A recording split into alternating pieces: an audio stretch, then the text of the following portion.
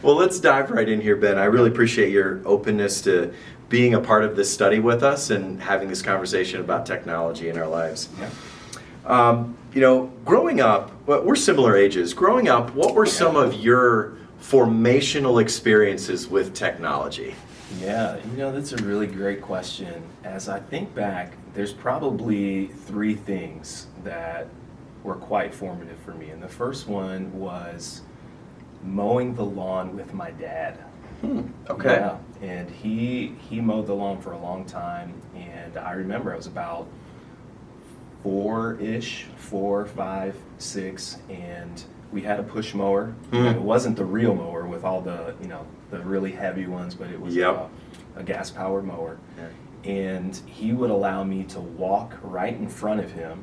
There's that space between the handle and that little crossbar. Yes. And that would be the bar that I would hold on to.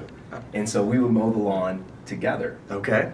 And I just remember doing that with him, and then after a while, I was the only one mowing the lawn, which I enjoyed doing. Yeah. Because it was something that I did with him.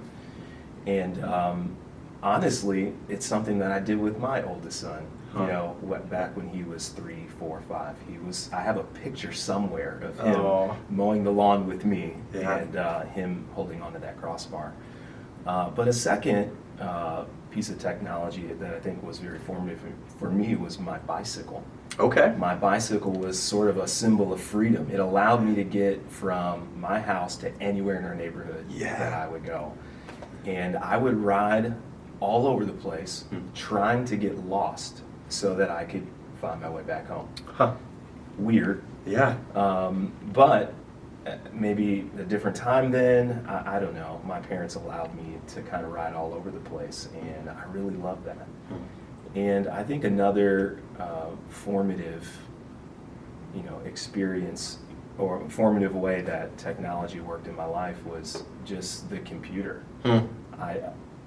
Computer availability was just increasing, as we were getting older. And totally. Honestly, I remember in the year 2000 when everyone thought the world was going to come to an end. Yes, Y2K. I was sitting at my computer looking at the screen, watching it kind of tick, tick, tick, and then nothing happened. Yep. But the ability to communicate with my friends, not in person. Yeah. So we had AOL, instant Yeah, messaging. AIM. Yeah. Yes, exactly. I kind of remember my screen name, and it's embarrassing to say the least what it was. Okay. But the ability to, join a chat room and, Yep. get together with your friends, not in person, was mind-blowing at the time. So, those were things that I think back that really impacted me in a way.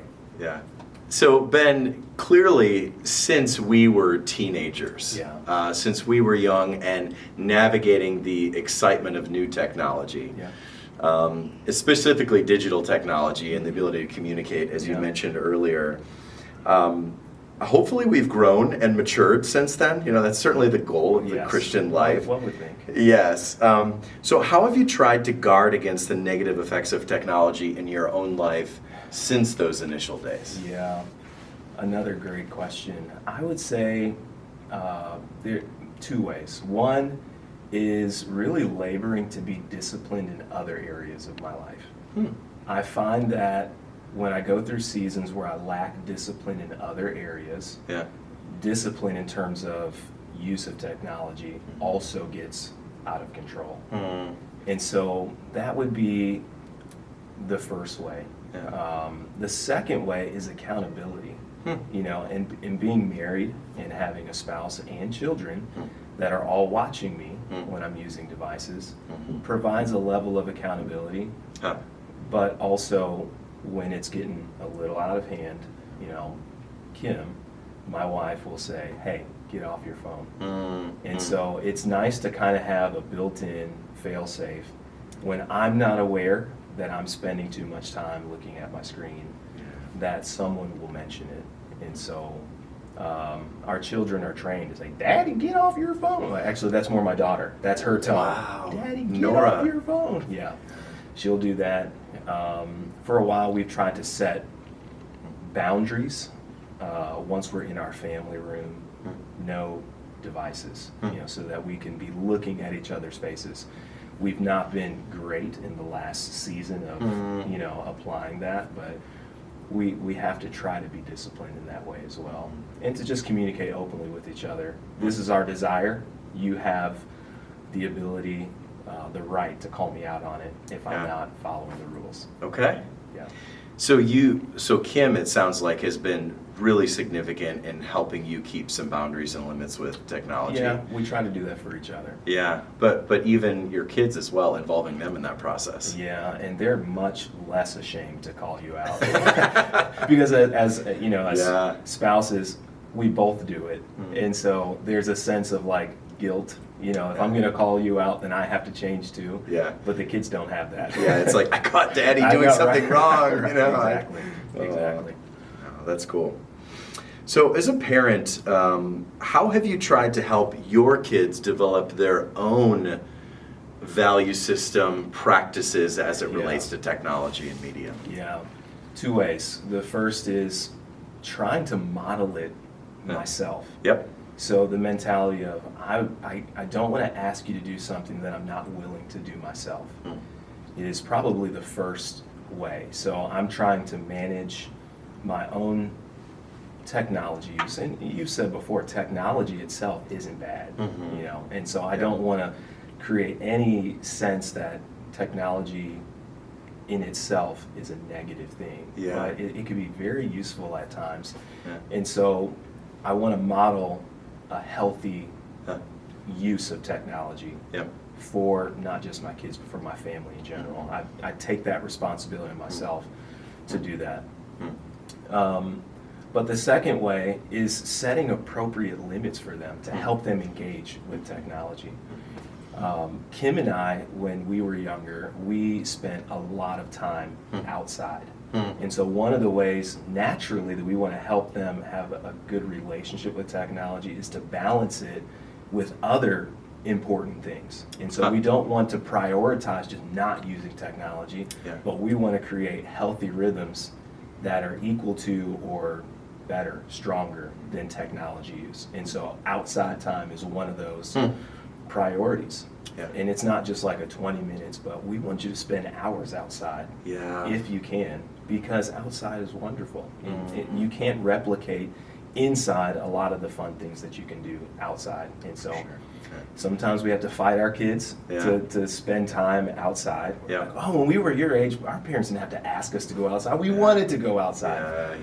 But so that's a value to us. And so we want our children to spend lots of time in the great outdoors, whether it's on concrete or in grass. Spend some time outside. And so outside time is a big thing, but to just emphasize again, we want to have many healthy rhythms, not just absent technology, but we want to focus on several great things in our family to kind of help create balance.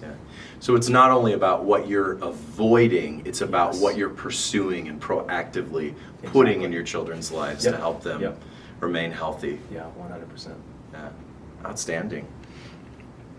You know, Ben, we both have fireplaces, and in cold weather, I use mine quite a bit. Yes. But unlike me, you actually installed a fireplace in your home, which was a whole lot of work. Yes. Why did you do that, and what results were you seeking, and what has actually ended up happening in your home because you put that fireplace in? Yeah, you know, in some ways it was against the wisdom of others. They're like, you're going to put a fireplace in your home, you know?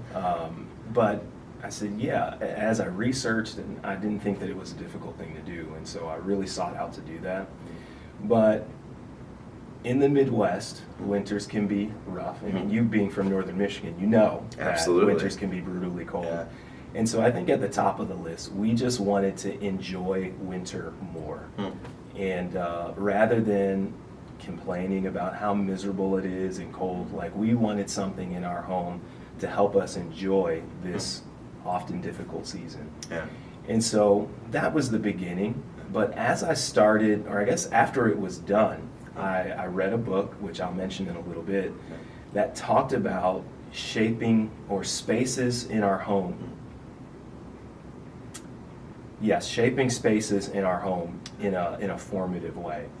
And the author talked about the hearth, you know, of a fireplace. And for many, many centuries, there was something that existed in a home that was a focal point something that people gathered around, and it was the hearth. And it made me start thinking about the fireplace as something that could be something that brings our family together. Okay. In one of our primary gathering spaces. Yeah. And so it started to put to make the fireplace take on a different meaning for me. Yeah. Cultivating, building, enjoying a fire isn't often as easy as flipping a switch, even though we have these, Not at all. These, it's more inefficient. Yeah. Right. Yeah. You know, there are these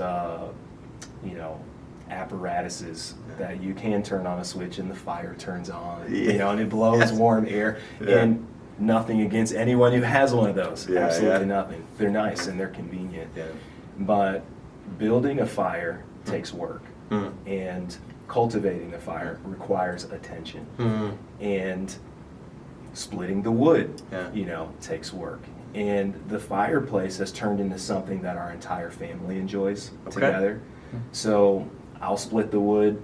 Kim will split the wood sometimes. Huh. Our kids will move the wood from different places outside onto the rack outside. They'll help bring wood inside. Our children are learning how to build fires now. I think it is something that cultivates character. It takes hard work to build and to maintain this fire.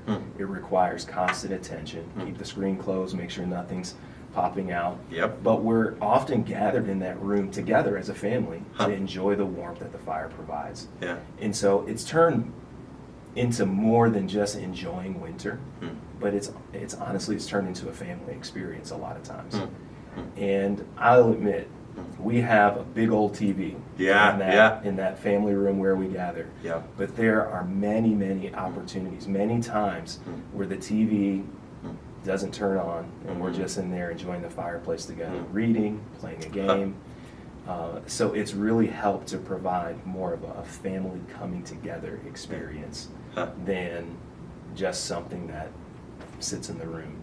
Yeah. So we enjoy building fires. We burn a lot of wood throughout the winter because we enjoy that time together. Ben, the book that you'll mention in a minute is a book that both you and I have read. Yeah. I initially read the Techwise Family when I was traveling to Zambia on a mission trip here at church. So I had a chance to, while I was in an airplane, I was thinking about these issues of technology. And I too was just very it impressed on me this value of how you design your spaces. Yeah. What is at the center of most living rooms? Well, for almost all American families, it's the television, as you mentioned a moment ago. But Andy Crouch is challenging us to think about the ways in which we could organize our spaces to center creativity and to center relationship rather than just centering just watching a screen type of an experience. Right. Are there any other questions you want to banter about, things that you think might be helpful to people in this study?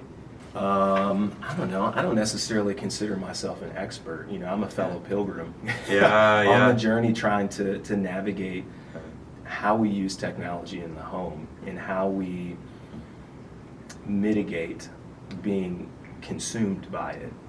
I think we want to be good stewards of our time, which includes how we use technology.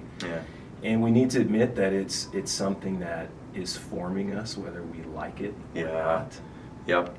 We just have to be aware of those types of things. And it takes a great deal of care and intentionality, which we're uncovering in this study as it is. Well, Ben, to kind of wrap things up here, one of the goals of our study is to provide continuing resources for those who want to take this conversation to a next level, to think more deeply about this.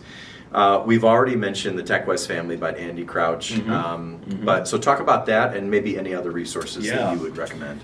So the Techwise Family, it looks like this. It is truly a wonderful book, and it combines, I think, Andy Crouch's experience with technology with insights and research from Barna. They utilize he utilizes his own experience plus research. So I think create a compelling picture Yeah. for being much more intentional about how we utilize technology. Mm-hmm. And so it's not that dense of a book. Huh. I mean, you don't have to be an avid reader. I think the information is very accessible, and I think this could be helpful to a lot of people. Mm-hmm. The second resource that I would recommend, I've actually given out a number of these to parents over the past 6 months or so. It was a resource that I handed out at our family VBS this past year, but it's called Habits of the Household by Justin Earley.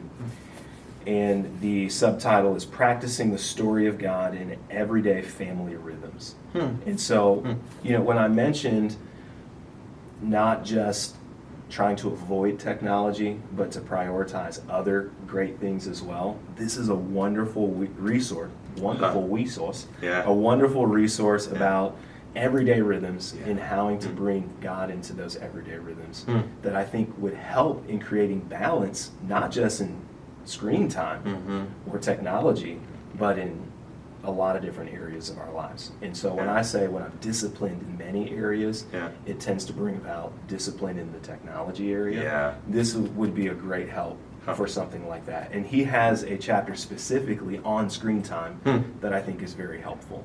Okay. And so these would be maybe my top two resources that I would recommend for families, but there are many other great ones out there. Yeah.